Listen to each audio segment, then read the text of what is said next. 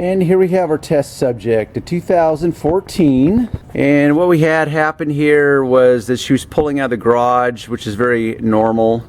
What happened is they slid up against the frame of the door of the garage door, and it leaves a lot of transfer from the paint of the garage door. Now, this is you as a detailer, you have to examine and kind of assess and strategize, because there's lots of transfer from here all the way down here. So there's going to be different stages from removing the transfer, finding out exactly what scratches are left behind. Can you wet sand or polish the scratches out? I can tell right here that these scratches are so deep that they literally gouged into the metal. So what I'm going to do is I'm going to deal with this transfer. I'm going to test a few products, chemicals, techniques. We'll see what works. Ultimately, like everything else, it's a case-by-case judgment call, and this is what's called problem solving. Now, because the paint is, or the transfer paint is so thick, because normally what I could do on some of these areas that are less thick, like right here, there's a spot of transfer. I would break out my magic eraser, maybe with some super degreaser, and I could just take that off. But this transfer literally is about as thick as I've ever seen. So I know that the magic eraser is not going to be as effective. I'm sure it would eventually remove it, but I want to cut to the chase. So I break out the lacquer thinner. Now I know many of you are going to go on to freak out mode because you think that that's going to absolutely destroy the paint. Now here in California, because we have so much regulation and we have the most strict what's called VOC laws, which stands for volatile organic compounds. That's the big buzzword here with the EPA, which is the Environmental Protection Agency. So what I do is I'm just lightly removing the transfer, and because this is house paint, which is vastly different than car clear coat, it breaks this down very easily. Now the lacquer thinner they sell in California is really, for lack of a better description, it's just been watered down. It's not as strong as it used to be back in the days because of all the governmental regulation. Use this at your own risk. What I do is I remove this paint and then I check, because I could also use acetone. Acetone would take this off as well. But if I rub with acetone long enough, it will start to soften some of the clear coats. Not every clear coat is created equal, so you have to test. But use it at your own risk. So in case you are too fearful to go this method, this is my rubbing alcohol. It's a 50-50 blend. Now this is just there's nothing special about this rubbing alcohol. Rubbing alcohol comes in different strengths depending upon the store you buy it at. It could be like a 78% volume, a 93%. I don't even know. It really doesn't matter. But I mix this with half distilled water, half rubbing alcohol. I can spray this on and I can use the magic eraser, and let's see what happens. Yeah, in fact, it does remove it, but as you can see, it requires more work. But in some ways it's safer. But I know that using this much rubbing with the magic eraser is going to definitely abrade the paint. Now I already know the paint's abraded underneath or scratched underneath, because you're not going to get this much transfer on a car without doing some damage underneath. But see how much longer it's taken me to get this off with the magic eraser. Now I already know I'm going to have to polish afterwards, so it really doesn't matter which way I go. I mean, I could literally break out some sandpaper and sand this off if I wanted to, because I know I'm going to have to whip out the buffer and do some polishing to begin with. But really, this is the more, immediate, simple, straightforward approach in the moment so that I can assess what kind of scratches I have going on.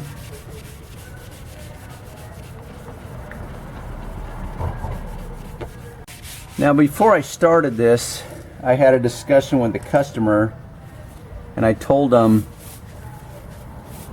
that this is something that I could fix 85 to 90%. Now, if you think about it, when you assign numbers like that, you're automatically going to set up expectations, and that's why I, as a rule, under promise and shoot to over deliver in these kinds of moments. Now I've just switched back to the rubbing alcohol, or I'm sorry, the lacquer thinner, because it just cuts it off so much easier. And after I use the lacquer thinner, I kind of test with my fingernail to make sure the paint is not softening up. If I was using acetone, it would be more of an issue, but this lacquer thinner really cuts this house paint very easily and quickly. But as far as those expectations, you know, people want to really, you know of a sure thing. They want to quantify everything, meaning they want exact numbers. Okay, what is this exactly going to cost me? What exactly are you going to be able to do, Darren? But those are a lot of things that there's just too many unknowns. There's too many variables here. Unless it's body shop, and I'm at a body shop, and now I'm going to tell the customer, it's like, yeah, we're going to sand down this whole area. We're going to respray it, and it will essentially be perfect. But that's not the case. We're not doing that. And that's going to cost a lot more than what I'm charging. I'm charging 150 bucks. And for some people, that's worth it to remove this. There's no downtime for them. In the context that I'm showing up to their house, they can be doing other things. They don't have to drop their car off the body shop, leave it there for at least a day, then pick it up. And once any car hits the body shop, it's never the same. They'll get overspray on the car. They might get overspray on the tires or the wheels in this area. If you inside the door jamb, there'll be tape lines where they spray it, and the spray shoots in between this gap. The color match will not be identical, and sometimes it shows in the shade, sometimes you have to get it in the lighting, but the color will never be the same exactly. So, you know, there's just so many variables with the body shop that I will live personally with a certain amount of damage in order to avoid the body shop experience at all cost. So at this point, I have removed all the transfer. Now it's going to be problem solving the different scratches. I'm going to do some wet sanding. The difficulty is you have all the nuances of this particular panel. We've got the door edge, we've got the body panel edge. These are all very vulnerable areas when it comes to color sanding and buffing. So, but the scratch extends all the way to the very edge. Now, if I was to sand this edge, I could sand just ever so lightly because it's an edge and it's so vulnerable. So what I do is I just accept the limitations, and I'm going to tape this off, do some sanding to remove as much of this abrasions. Obviously these heavy scratches, they're going to still remain. So this is where you just literally have to break it down section by section and think, okay, what are the limitations of this vulnerable area? We've got a slight character line of the fender that extends out here, that kind of bulges out. What are the limitations of this edge here? So that's where you have to not only strategize, experience will help, and you just take it case by case. So I'm going to run a piece of tape here and just protect this edge, so that when I run the sanding paper over it, it doesn't just literally burn and sand this edge right off. Because to me, the better trade-off is to have a slight scratch that extends onto the edge, knowing that it's really unrealistic to think that I'm going to be able to fix that. And I already know I'm not going to be able to fix it 100% anyways. So I want to get these slight abrasions and protect this edge. I'm going to do the same thing with this edge, and I'm using this very thin tape, which is very, I can stretch it very tight and really stretch it to the round parts of the fenders if I need to.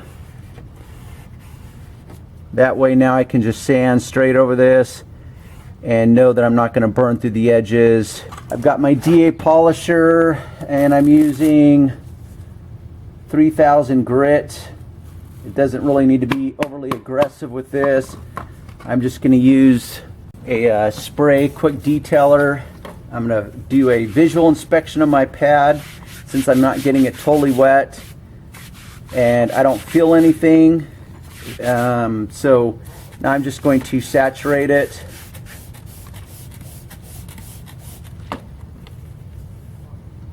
Set my DA at a rather low speed of 3 at number 3.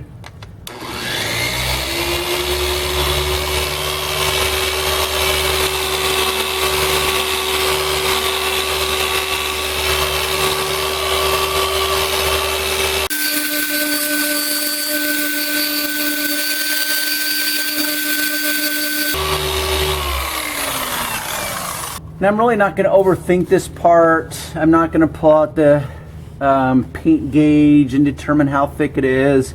This is where it's pretty easy to apply deductive reasoning.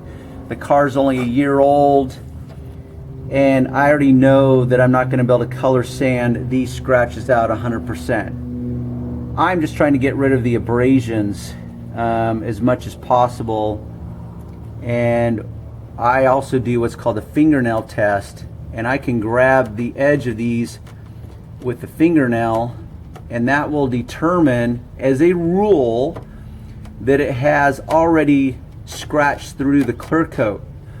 So let's say this is a scratch. We have the flat panel here and we have a scratch like this, and this would be like a cutaway.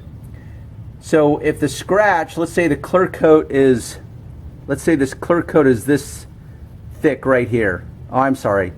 Let's say this thickness of scratch, if you divide this in half, you have that much clear coat and you have that much base coat. The moment you sand through or polish through the clear coat, it will change the color of the base coat. So you only have the thickness of the clear coat to really wet sand and polish and try to remove scratches. It's very thin. To use a comparison, if you have a sticky note, the thickness of a sticky note is generally thicker than that of clear coat. If you have ever felt or seen a package of cigarettes and that clear plastic wrapper on it, that's essentially about the thickness of clear coat. That is very, very thin. So it doesn't take a real significant scratch to go all the way through that. So if I already know that for certainty that those scratches are through that, I'm not going to overthink it and take it down to the bare minimum. That's just not necessary. So I'm just going to use a sandpaper to remove those superficial scratches so that when I polish this, it's very quick. I'm just removing my sanding marks. Since this is such a small area of polishing, I'm not going to take the time to whip out the bucket washer. So in this case, I've got my dry pad, and I simply use and you can tell this is very worn because I've used it so much. I simply use this synthetic nylon scrub pad to loosen up the fibers, break up any old fibers and foam.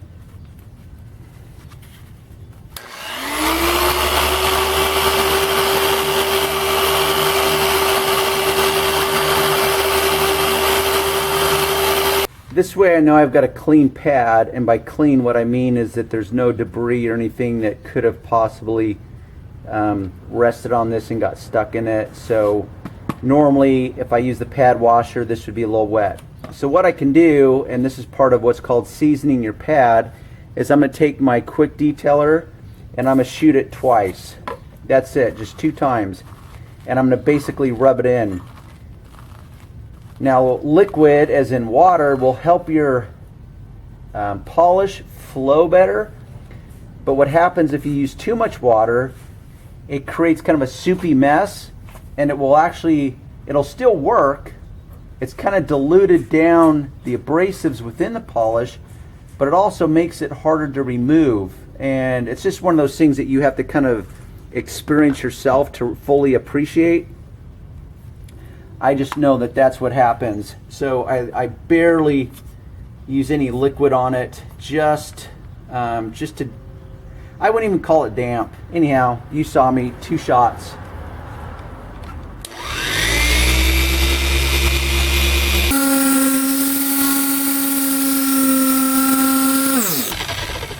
You'll notice I have my backing plate marked with these black markers.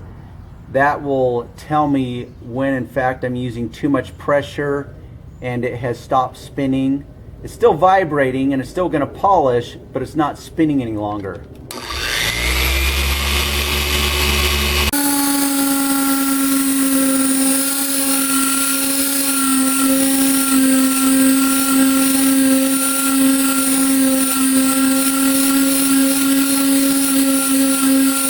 Just to show you, give you an idea, a reference point, how much polish I'm using, it's very minimal.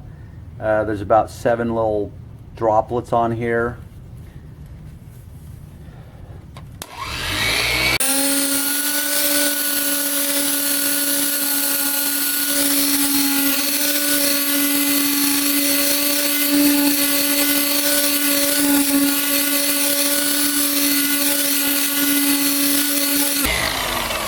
Now, in case you're wondering why I keep this tape on right now, that's because, once again, protecting the vulnerable areas.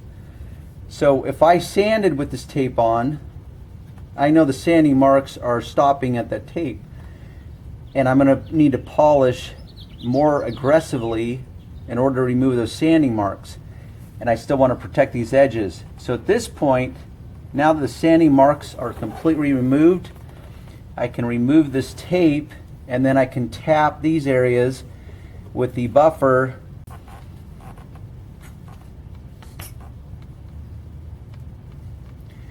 Now I've already have a sufficient amount of polish on the pad from use, so each time it's going to require a little bit less and less polish to do the job I need to do.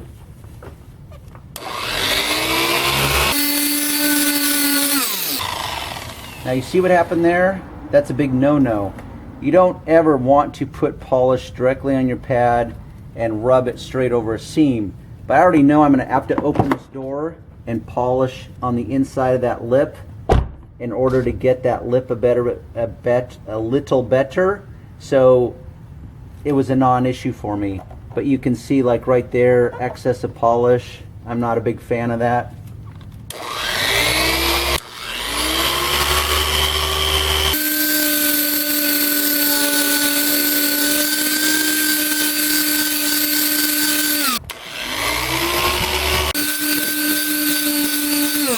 Now that's something that you may be paying attention to, is the fact that I literally just did something that would strike fear into most beginners, and that is to take a buffer and directly polish right on a line or a character line out of fear of burning the paint.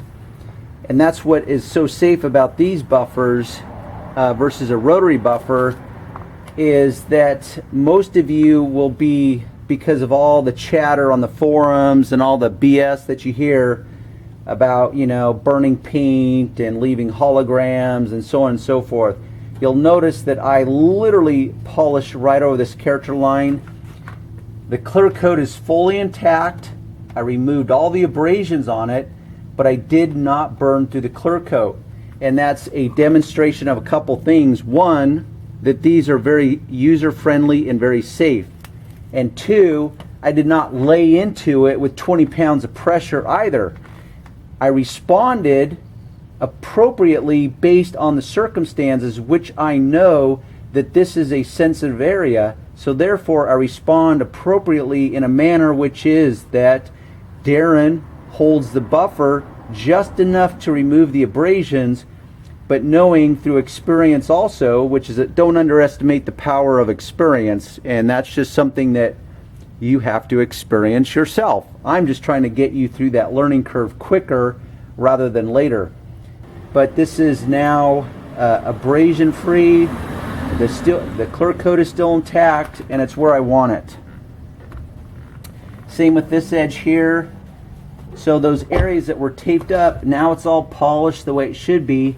And at this point, now I can break out my touch-up kit and put some touch-up paint on this areas, and then diminish these remaining scratches. I don't know. Once again, it's a subjective call, but I'm going to diminish them. I'm going to put it at about a 50% at this stage of this project. Transfer has been removed. I've wet sanded, I've polished.